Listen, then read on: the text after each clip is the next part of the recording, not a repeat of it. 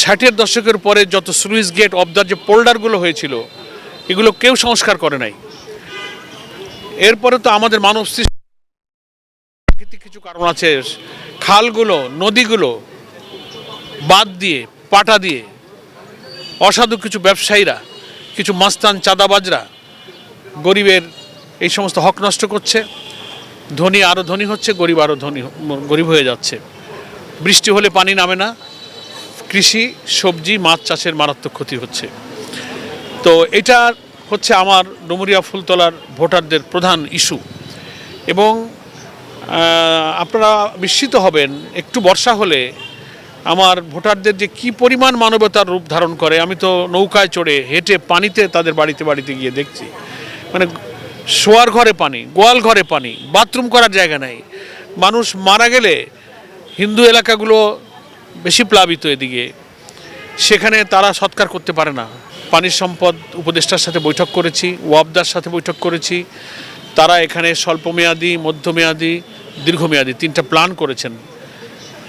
তাদের বক্তব্য হচ্ছে যে জটিলতাটা এত বেশি যে একই দিনে অল্প কোনো বরাদ্দে এটার সমাধান সম্ভব না। এটা সরকারের কয়েক হাজার কোটি টাকার একটা মাস্টার প্ল্যান এখানে গ্রহণ করতে হবে।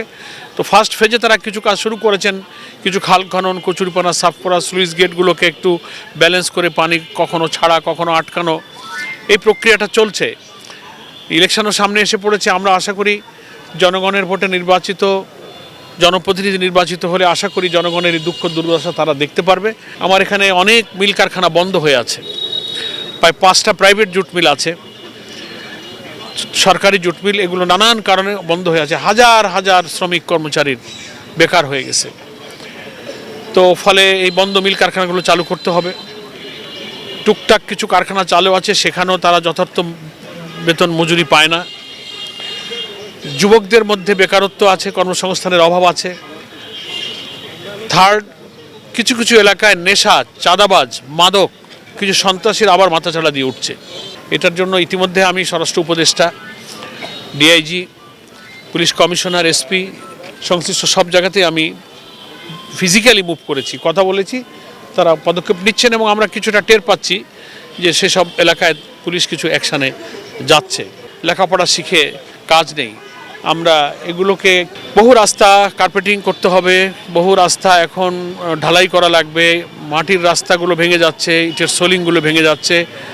আমাদের এগুলো মেরামত করা, রিপেয়ার করা আমার একটা অন্যতম কর্তব্য হবে। শিক্ষা প্রতিষ্ঠানগুলোর অবকাঠামো, স্কুল, কলেজ, ইউনিভার্সিটি, যেগুলো মোটামুটি প্রাইভেট, সরকারি, প্রাথমিক, এগুলো আমরা সংস্কার করার জন্য উদ্যোগ নেব ইনশাআল্লাহ। কী করে কর্মসংস্থান করা যায়, আমার 2টা উপজেলা ডুমুরিয়ার যুবকদের জন্য আমি চিন্তা করেছি যে 2টা উপজেলায় 2টো মিনি স্টেডিয়াম করব খেলাধুলা শেখার জন্য।